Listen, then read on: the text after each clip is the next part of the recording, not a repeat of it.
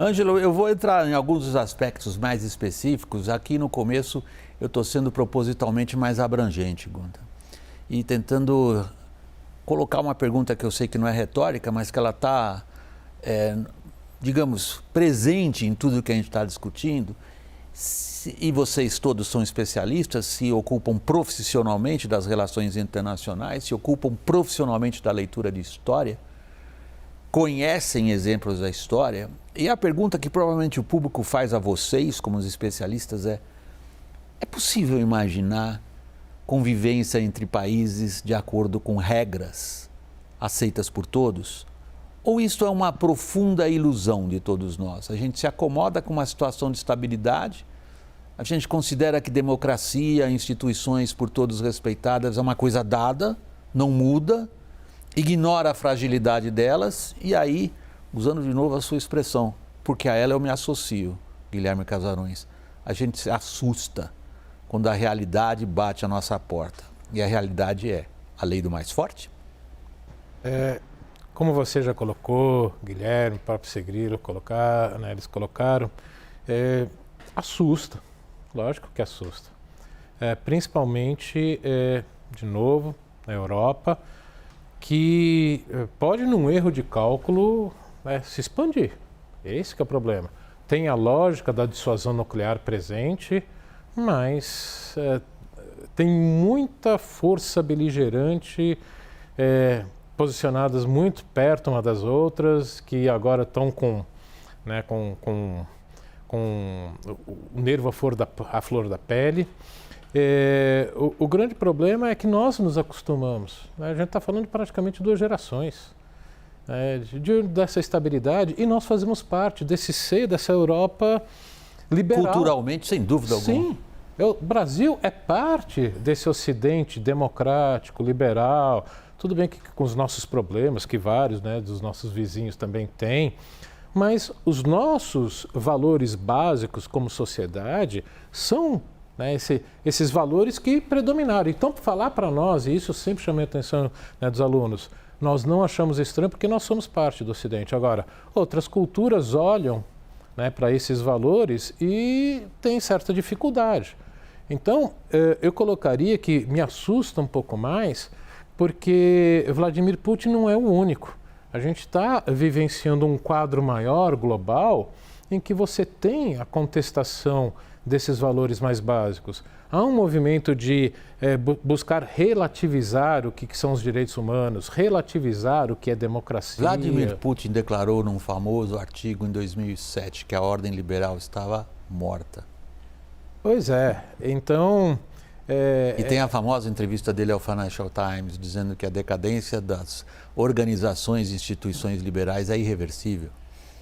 Porque, com certeza, como um ex-coronel da KGB, russo, essencialmente russo, a visão de mundo é diferente.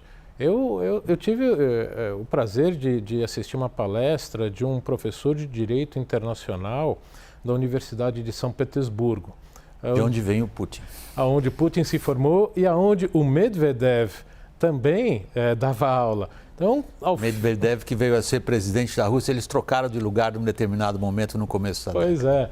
Então, após essa palestra, eu comecei a perceber melhor o que era a visão de mundo. E olha que eu dividi apartamento com um russo 6 meses. Vou fazer uma boa provocação, que o Segrilo é um especialista em Rússia. Existe essa alma russa que nós estamos descrevendo, Segrilo? Nós temos estereótipos sobre diversos países, o estereótipo do brasileiro, o brasileiro cordial, por exemplo. Isso é uma coisa que vai se formando ao longo do tempo na sociedade, reforçado muitas vezes pela literatura. Quase como todo boato, tem um fundo de verdade nisso. Algumas características, elas são essencializadas, E para os russos, o que eles consideram é que, e isso é um certo contraponto com o Ocidente em geral, Os povos do Oriente, eles tendem a se ver como mais espirituais, de uma certa maneira, E a civilização ocidental como mais materialista. Isso aí tem a ver com o desenvolvimento do capitalismo, Essa questão do materialismo, da concorrência. Então, existe um fundo disso, Eu como historiador, né, por exemplo, nessa questão, eu acho que tem a ver, por exemplo, com o desenvolvimento do capitalismo, né, a partir do Ocidente, sempre até hoje, né, mas está mudando, vem a China por aí, nós talvez tenhamos um outro tipo de capitalismo. Então, são estereótipos. Você está colocando uma ideia interessante. Verdade, mas que nós temos que ter cuidado para não essencializar. Cirilo, né? Você está colocando uma ideia interessante. Que primeiro veio o iluminismo e depois o capitalismo, primeiro o capitalismo e depois o iluminismo. Mas o que eu queria colocar a sua apreciação como bom conhecedor da Rússia, e se é para entender Putin, a gente tem que ler Dostoiévski ou Tolstói? Eu acho que você deve ler os dois, né? E além disso, além de Dostoiévski e Tolstói, existem muitos outros autores, né? Porque os russos, eles não são únicos em seu pensamento, né? Só rapidamente, em relação, por exemplo, à relação com o Ocidente, existem 3 grandes escolas de pensamento em relação a isso. Os ocidentalistas, que acham que a Rússia é basicamente ocidental, são os seguidores de Pedro Grande, né? E deve seguir o caminho ocidental. Bom, Putin é um seguidor de Pedro Grande, claramente. Se não for de Catarina Grande, um pouquinho melhor Catarina Grande, porque o Pedro Grande cortava a cabeça das mulheres e beijava a boca cheia de sangue. Catarina Grande tinha os seus, digamos, alguns condes, né? Que ela gostava muito deles e os, digamos, até a presenteava com territórios. Putin vem numa tradição boa, né?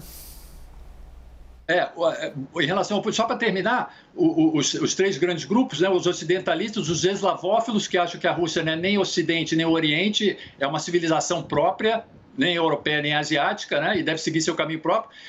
E os eurasianistas, que acham que, na verdade, a força da Rússia está exatamente na junção do princípio eslavo-europeu com o princípio turco-mongólico-asiático, né? Isso é o que eles chamam de Eurásia agora, né? Eles chamam de Eurásia. Exatamente. E o Putin, há uma grande discussão entre os especialistas, o Putin é o quê entre essas escolas? E eu defendo um ponto de vista minoritário. A maioria dos especialistas acham que o Putin ou é eslavófilo, né, porque está batendo tanto contra o Ocidente, né, ou eurasianista, porque ele enfatiza muito aquela questão da integração eurasiana. Mas eu acho que o Putin, e se a gente tiver tempo depois eu posso explicar por quê, é um ocidentalista moderado, É importante falar isso, né, porque, por exemplo, nós tivemos Yeltsin, que era um ocidentalista mais aberto. E por isso eu acho que houve uma oportunidade perdida lá atrás do Ocidente para cooptar o Putin.